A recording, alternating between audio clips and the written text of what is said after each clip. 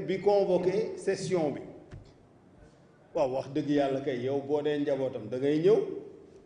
boo ñëwee bu fekkente ne Idrissa Seck dafa wax lenn loo xam ni dafa génn cadre session bi walla génn cadre li ñu war a waxtaanee ci biir session bi nga dal ci kawam ne ko loolu du fi jibee mais da ngaa war a ñëw teew loolu noonu la soppe bu am xel di def mais soppe bu ñàkk xel noon bu am xel moo ko gën parce que léeg-léeg nga yàqal sa kilifa loo xam ni doo xam foo koy réparer moom mii seen président ñoom incident bi ñu def le 21 avril mooy démb non la ma yónnee bataaxal bi en tant que président du CES nga xam ni ministre secrétaire général de la présidence moo ma ko yónnee di ma notifier benn décret boo xam ni madame Rougiatou Bousso mooy remplacer monsieur Demba Thiam ci conseil bi fekk nañu waxtaan ba pare ba ma ko ne damay bàyyi CES mais en tant que président de la République gendarme la ñu jox bataaxal bi mu fekk ma sama tool puisque xam na ne tant que joxuma ko lettre démission bi mu signé décret ne nommé nañu diw en remplacement de Idrissa Seck maa yore CES loolu bu ko njabootam xamee woon noonu puisque ñoom bu dee ñoom ñooy jalgati institution yi bu ko opposition defee nan la ñuy taxawee naan leen respecté leen institution yi sëgëm yàlla mi ñu bind ëpp ñu doole ragalul kenn mooy wax ñi ko gëm waa ahlul kitab ne leen ñële yatt seeni yàlla yéen ñi ma gëm bu leen saaga seeni yàlla ndax bu ngeen leen saagaa ñu saaga ma donc bu leen ma saagalu njaboot bu am xel noonu lay def yàlla normalement il n'a peur de rien wala dafa am ku mu ragal wala dafa am mais nee na yàlla yële ñu yat def leen samay wujju yéen ñi ma gëm te gëm ne kenn la bu leen saaga waaye estama ak doomu aadama donc voilà loolu laa bëggoon a partager ak yéen di leen sant di leen gërëm di leen ñaanal iidu jàmm jërëjëf. S'il vous plaît, monsieur. S'il vous plaît. Deux questions, s'il vous plaît.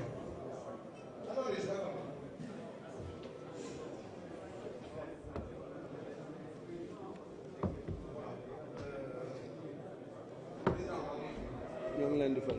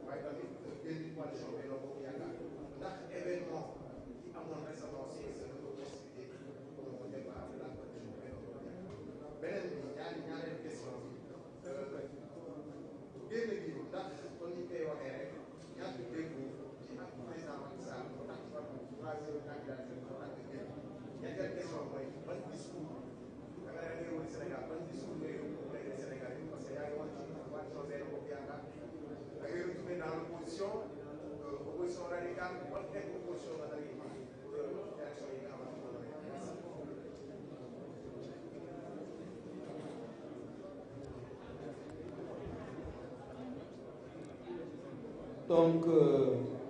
première question, mooy lan moo déterminant ci sama choix génn li ci déterminant mooy élection mu ngi waaj a egsi bëgg naa bokk ci élection pour mottali sama mébét ak sama yéene boo xam ni je pense que umpul kenn que ne yàgg na bi Idrissa Seck ne dafa bëgg a nekk président de la République am na sax ñuy wax ne mais loolu du dëgg que dama mus a wax ne je suis né pour être président ça c'est faux je l'ai jamais dit j'ai jamais dit ça sama benn waajur bu nekk États-Unis bi ma fa nekkee ñoom ñoo ma dalaloon seen kër puisque université bi dafa am lu ñuy tudde host family programme moom moo ñëwoon Sénégal seet si ma ñibbi def benn interview ci benn journal américain ne someday Idrissa will become president ci foofu la ñu jëlee je suis né pour c'est pas vrai j'ai jamais dit ça moi je ne sais pas ce qui va m'arriver mais vous non plus donc arrêtez de décréter ma mort vous n'en savez rien soyez modeste et soyez humble. Vous ne connaissez pas l'avenir. Vous êtes comme moi. Nous n'en savons rien. Comme disait un grand philosophe, ce qui est gênant avec la mort, c'est qu'elle transforme la vie en destin. Mais la vie, personne ne peut la prédire. Des circonstances particulières peuvent naître à tout moment. Là, je viens de déclarer ma candidature à la présidence de la République qui aura lieu le 25 février 2024. Est-ce que je serai là? Est-ce que je serai vivant? Est-ce que tous ceux qui aspirent à être candidats seront vivants? Qui peut répondre à cette question dans cette salle? Personne ne le peut. Donc, ay mébét rek la ñuy am, ay yéene la ñuy am. Mais pour qu'un événement survienne, il y a trois facteurs. Les deux relèvent de nous, l'autre nous échappe. Ce qui relève de nous, c'est l'intention, la volonté de faire quelque chose. Et la disposition à faire tous les efforts que cela demande pour que ça marche et à accepter de subir tous les sacrifices que cela demande pour que ça marche. Mais pour que cela marche et advienne, il y a une troisième dimension que nous les croyants nous appelons volonté divine et que les non-croyants appellent concours de circonstances qui nous échappe. Même les mathématiciens les plus rigoureux dans leurs équations mettent une variable d'incertitude. Donc personne ne peut maîtriser l'avenir à 100%. Personne. moo tax li Serigne Cheikh doon wax boo bëggee noppalu da ngay nangul yàlla xareñam ci amal namm-namam ci jaamam moom rek moo am xarañte namm dara réaliser keneen amul possibilité boobu. Deuxièmement nga ne ndax dama waroo ak président ci troisième mandat et cetera loolu aussi ma bëgg a leeral xanaa bala ngaa waroog nit ci xalaat xam xalaatam am déet kan moo ma mën a wax fii lan la président di def dëgër ngeen fit de man de xaw ma te maag moom tous les jours ñu toog xaw ma dina nekk candidat xaw ma du nekk candidat xaw ma lu nekk ci xelam waaw mooy li ma leen wax keroog bala ngaa toj gémmiñu sàmm nga xam li mu wëliis wëliisagul man maay wëliis fi mu ne man moom wëliis la mais moom wëliisagul ngeen toj gémmiñam ça n'a aucun sens. C'est s'exposer à un risque considérable. Moi, je ne sais pas. Mais à la limite, même s'il advenait qu'il dise qu'il veut être candidat,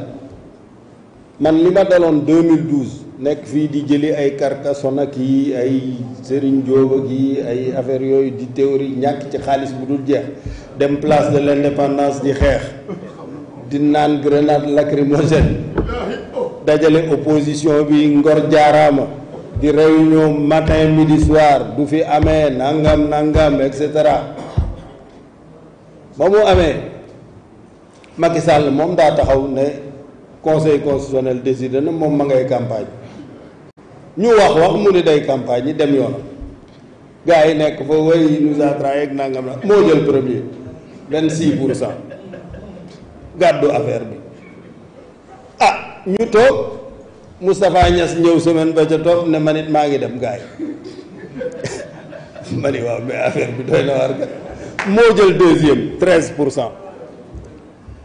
ñu toogaat une semaine ou deux Tanor dem moom tàggoowul moom jaaru fa sax sama grand frère boobu yàlla na yàlla yokk leeram vraiment te xare ko aljanna yi gën a kawe. Je pense que dem na te sénégalais yi xamuñu ko. Moi j'ai eu la chance de le connaître. S'il y a un homme d'État au Sénégal, c'est celui-là. Il y en a un, c'est celui-là. Il avait l'État jusqu'au bout des ongles, la République jusqu'au bout des ongles, plus une élégance diplomatique exceptionnelle. Moi je l'ai connu quand il était directeur de cabinet, alors que Jean Collin était tout-puissant ministre d'État, secrétaire général de la présidence de la République, puisque quand j'étais à Sciences Po, je vendais des machines à café et un de mes professeurs m'a dit, si vous voulez en vendre aux entreprises, ajoutez toujours à votre lettre ampliation au MESGPR. Ça veut dire ampliation au ministre d'État, même si vous ne lui donnez pas l'ampliation. Si vous rajoutez cette phrase-là, vous aurez des réponses. Pour dire la puissance de Collin à l'époque. Et c'est vrai, dès que je mettais la lettre moom du am 24 heures waa ji woo ma dama machine bi lu muy jar ma wax ko njëg gu seer mu jënd ndax defe ni Collin may wax wala yëg na ko donc vraiment moo jël troisième Tanor ba mu demee man ma fa toogoon di dem place de l'Indépendance naan je respecte la parole l'engagement xaw ma lan lu ngeen ma jox 7,8%. maanaam 300 000 personnes yi nga xam ni ak lu ma man di def man la ñuy voter ñoo ma voter mais vous ne m'avez pas donné le pays vous l'avez donné à Macky Sall qui est parti le premier et qui a eu 26%. Ensuite Niass 13, ensuite Tanor 11. Non, vous m'avez donné 7,8. Or yeneen élection yi ma dem yëpp maa jël deuxième 2007 maa jël deuxième 2019 maa jël deuxième te ñi fiy laaj élection yëpp expérience bi ma ci am amuñu ko y compris Macky Sall ci boppam puisque c'est à l'âge de 28 ans que j'ai été le plus jeune et le premier directeur de campagne de l'histoire politique du Sénégal. J'avais 28 ans donc xam naa affaire u élection bii yoon daal moom xaw ma dana nekk candidat xaw ma du ko nekk mais karkasonuma Serigne Dioguma Babacar Gayuma théorie wuma moom daal dem ci sénégalais yi rek boo demee c'est tout. Maintenant ñaar moo am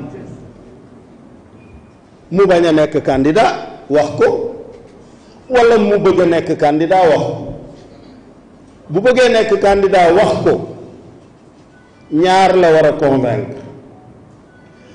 bi ci njëkk mooy conseil constitutionnel kuréel googu rek mooy wax liste bii candidat yi dem ci élection yi seet naa seeni parrainage seet naa seen quitus fiscal seet naa seeni dossier ñii ñooy candidat yi loolu conseil constitutionnel la koy bind affiché ko bu ko xisee affiché kenn amatu ci pexe nangu rek amoo beneen pexe amoo koy dem di kalaame amatoo feneen foo jëm dem élection rek a finistas ñaareel bi mu war a convaincre mooy peuple sénégalais ñoom le dimanche ñooy sangu ba set parfumé wu naan seen café dox ndànk dem seen bureau de vote jox la mandat wala bañal la comme nañu def Ablaye Wade rek 2012 sénégalais ñoo dem à 65% ne ko doo am troisième mandat waaw lu fi jaroon 14 morts ya jaru ko woon puisque liñ doon bañ peuple bi def na ko pourquoi 14 morts comme ça pertes et profits c'est ridicule puisque le peuple sénégalais moom il est mûr et il sait voter il vote depuis 1789 am na ay dëkk France ñun ñoo leen njëkk a voter donc xam nañu nu ñuy voter pourquoi nga ne yow doo wóolu peuple boobu boo amee doole kay nga def en tout cas man loolu lay def et en plus ça ne m'intéresse pas de savoir si j'aurai 50% ou 20%. Je fais mon devoir, point. Ça m'est égal. J'ai une offre alternative. Je sais que je peux faire beaucoup mieux que tous les présidents qui ont existé jusque-là, si vous m'accordez votre confiance, mais si vous ne me l'accordez pas, tant pis, hein, ça ne changera pas grand-chose à ma vie. Hein. C'est tout. Et en plus, il y a beaucoup de mes experts qui me disent « Oui, tu ne peux pas attaquer les Sénégalais parce que tu vas demander leur suffrage. » Je dis oui, mais Yàlla moo wax ni nous ne transformerons aucune communauté si les individus qui composent cette communauté ne changent pas eux-mêmes. Donc si les Sénégalais ne changent pas en direction d'être dignes de confiance, en direction d'aimer la vérité, quelque difficile qu'elle soit, en direction d'aimer l'effort, de travailler, beaucoup travailler, toujours travailler, encore travailler, mais je n'ai aucune envie d'être le président de la République d'un tel peuple. Parce que je ne ferai rien si le peuple n'est pas décidé lui-même à prendre en charge son destin. Mais mettez Obama, mettez qui vous voulez, il ne fera rien. Puisque le président, il définit une orientation, il définit une politique, il indique un chemin, il dit allons vers là, ça peut marcher. Mais ceux qui font avancer le pays, c'est ceux qui se réveillent tôt le matin, comme les femmes là, qui prennent leur car rapide à 5 heures du matin ou 6 heures du matin, gàddu benn dàmba, dem toog di waas jën ak benn kii boo xam ni ay pont lañ ci daaj. ñooñu ñooy avancer le dëkk bi wala ki nga xam ni taabal ba la mu ca teg matul 50 000 francs wala 100 000 francs te ca lay dundal njabootam ak jëkkëram sax mais ñooñu boo leen xoolee tu es obligé de travailler démb bi ñuy bërki démb bi may waxtaan ak président ci mbir mi ma ne ko mais xam nga ñun on doit déjà rendre grâce à Dieu. C'est fini. Les parcours que nous avons sont exceptionnels déjà. Toi, ton père était gardien à l'agriculture à Fatick, venu du Fouta. Moi, mon père était marchand ambulant. Diggante marché Grand Thiès ak marché Moussanteeg marché Mbëkkante xaw ma. mooy mbëkkante ak marché ma ne di man kuy Karbala voilà ma ne leen man ma màggee diggante muusante ak mbëkkante ngeen bëgg maa nax mënta ne di muusante di mbëkkante kon ngay xam naa affaire yi ni muy demee mais leurs efforts de ces deux pères là modestes qui se débrouillaient chaque matin pour nous nourrir. Moi, j'ai dit, je n'ai su que j'étais pauvre que bien plus tard. Puisque j'ai eu une enfance royale. Vous me bëggee vélo, pas bi dem négocier avec ben mécanicien. Man ma def ni fay na ko ndekete daf ko fa négocier pour tous les jours bu jaayee dem verser dara. Ma bëgg dem collège Saint-Gabriel noonu. Ay tubaab ak ay naar rek ka fa nekkoon. Bi ñu ko convoqué pour mu fay premier trimestre, daf doon làqatu ak tubaab bi Pierre Tremblay. Mais finalement bi mu demee wuy ji Pierre Tremblay ne ko ci histoire école bi moyenne bi sa doom am musu fee am moo tax jox nañ ko bourse 7/7. Donc c'est à l'âge de 13 ans que j'ai commencé à donner la dépense quotidienne chez moi ba tey dakkul kon kay ki def loolu pare naag man jarul may nekk fii di sonn di ça m'est égal hein. Vous voulez de moi, c'est très bien. Vous voulez pas de moi, j'irai faire autre chose. J'ai mes bureaux à Princeton, à Paris, en Chine. Je travaille. Même si le Sénégal m'est fermé, je travaille. À partir de ça, tout simplement. J'ai plus besoin de bureau physique, mais j'ai des gens qui travaillent pour moi. Donc, moi, je vous dirai la vérité, quelque difficile qu'elle soit. J'ai un de mes experts et amis qui est venu séjourner au Sénégal. Au terme de sa mission, sa conclusion a été de dire: Monsieur le Président, nous avons un immense problème. Nos compatriotes ne sont pas dignes de confiance. C'est très grave, ça. Je lui dis, mais explique-moi comment ça se fait. Il me dit, un Sénégalais SI signe un contrat avec un Sénégalais SJ ou n'importe quel autre client pour lui livrer une marchandise MI à acheter auprès d'un fournisseur FI. La marchandise coûte 100 millions. Le Sénégalais SI va à la banque BI et dit à la banque BI, prête-moi 100 millions. La banque BI lui dit, d'accord. Tu achètes la marchandise auprès de FI, je vais lui virer l'argent. Et si les documents arrivent, si SJ reçoit sa marchandise, SJ va déposer l'argent, la contre-valeur, dans le compte. C'est clair, tout le monde est d'accord. Quelques heures avant le dénouement de l'opération, un autre acheteur surgit de nulle part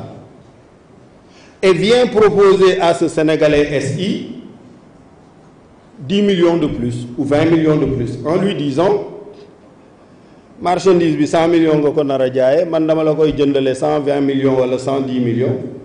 te xaalis bi du jaar ci banque bi puisque bu fa jaaree dañuy dagg la nga leen ameel soog laa jox la ca des man nag dama la koy jox teew mi teew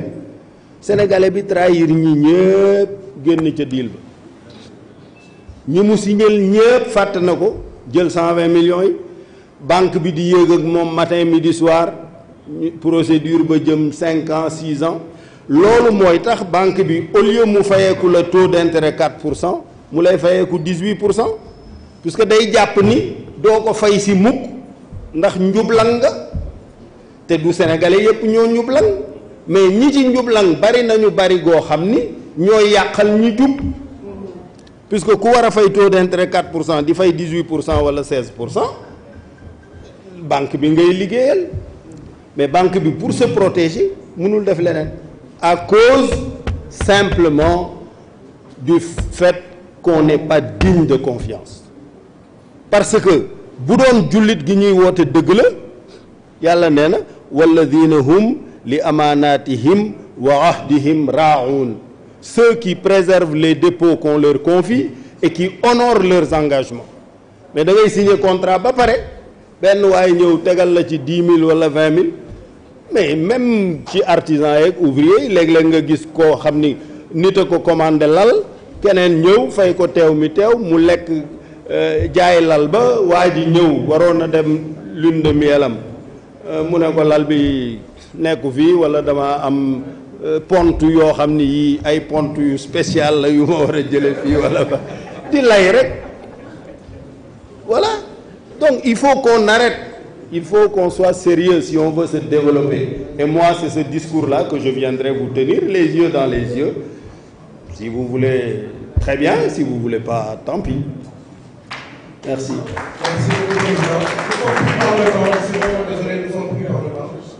Oui, mais donne-lui s'il était prévu une dernière question.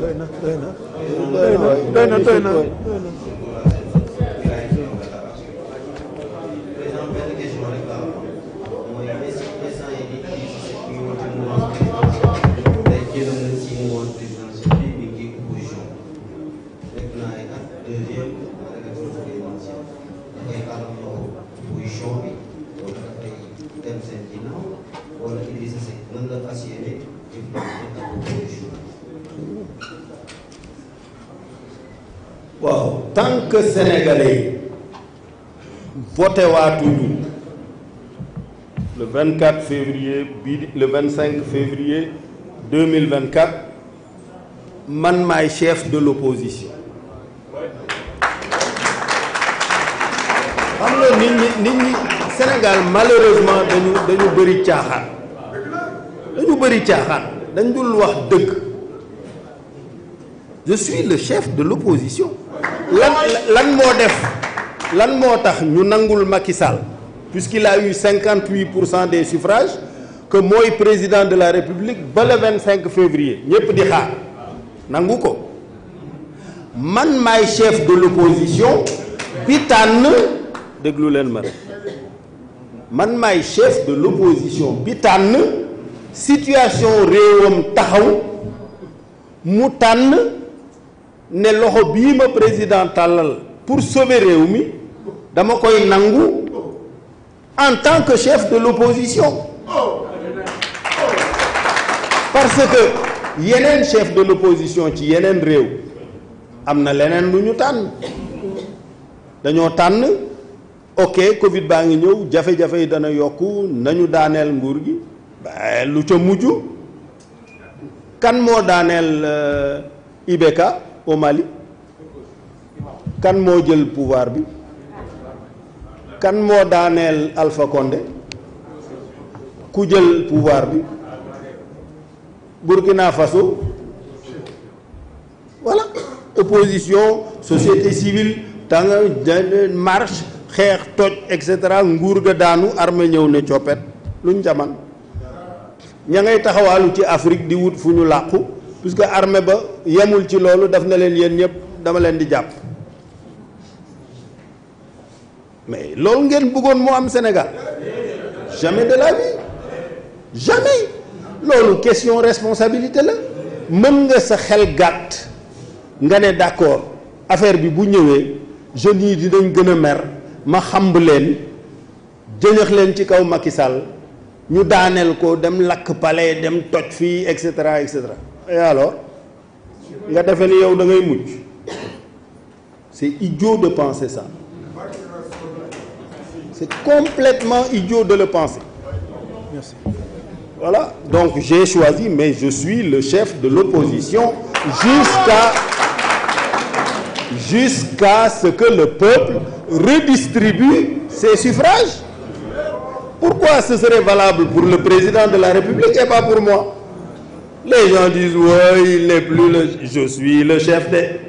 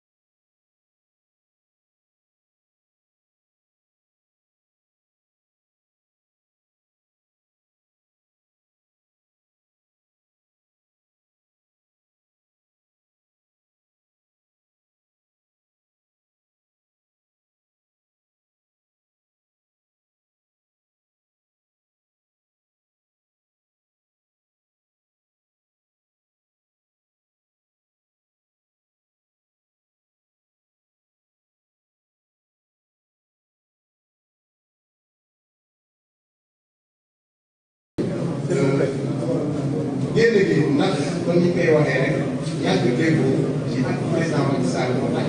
troisième candidature moo tax nga génn ñetteel question mooy ban discours da nga def yóbbu Sénégal ban discours ngay yóbbu auprès des Sénégalais parce que yaa ngi woon ci coalition Benno Bokk Yaakaar da ngay retourner dans l'opposition opposition radicale ban xeetu opposition la nga nekk pour élection yi nga xamante ne merci.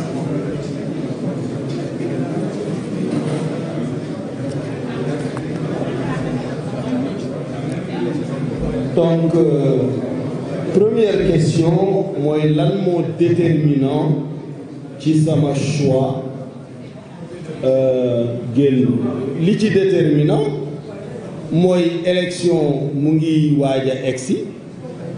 bëgg naa bokk ci élection pour mottali sama mébét ak sama yéene boo xam ni je pense que umpul kenn que ne yàgg na bi Idrissa Seck ne dafa bëgg a nekk président de la République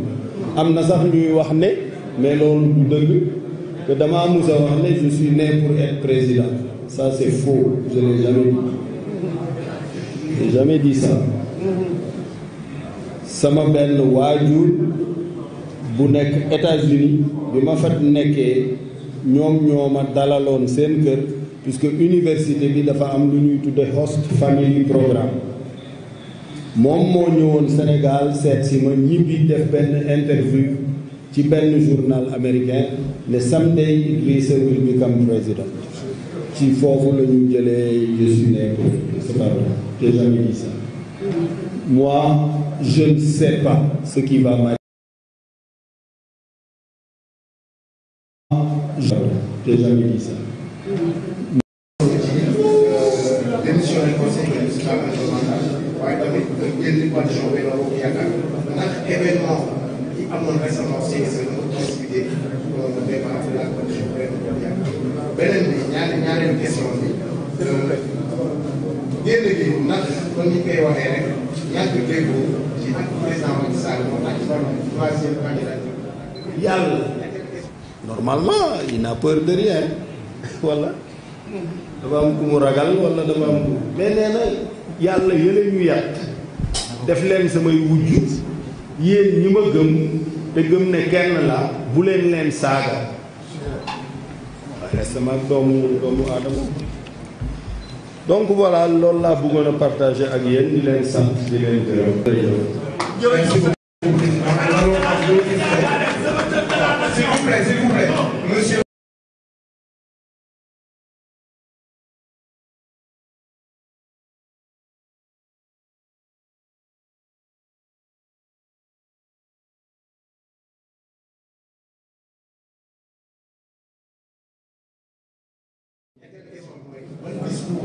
Ban discours ngay yóbbu auprès des Sénégalais parce que yaa ngi woon ci coalition Benno Bokk Yaakaar da ngay retourner dans l'opposition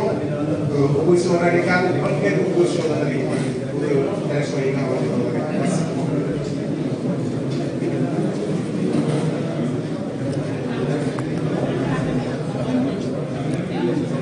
Donc première question mooy lan moo déterminant ci sama choix génn li ci déterminant mooy élection mu ngi waaj a egsi bëgg naa bokk ci élection pour mottali sama mébét ak sama yéene boo xam ni je pense que umpul kenn que ne yàgg na bi Idrissa Seck ne dafa bëgg a nekk président de la République am na sax ñuy wax ne mais loolu du dëgg président ça c'est faux je n'ai jamais dit j'ai jamais dit ça nekkee ñoom ñoo ma dalaloon seen kër puisque université bi dafa am lu ñuy tudde host family programme moom moo ñëwoon Sénégal seet si ma ñibbi def benn interview ci benn journal américain ne someday Idrissa will become president ci foofu la ñu jëlee je suis né pour c'est pas vrai j'ai jamais dit ça moi je ne sais pas ce qui va m'arriver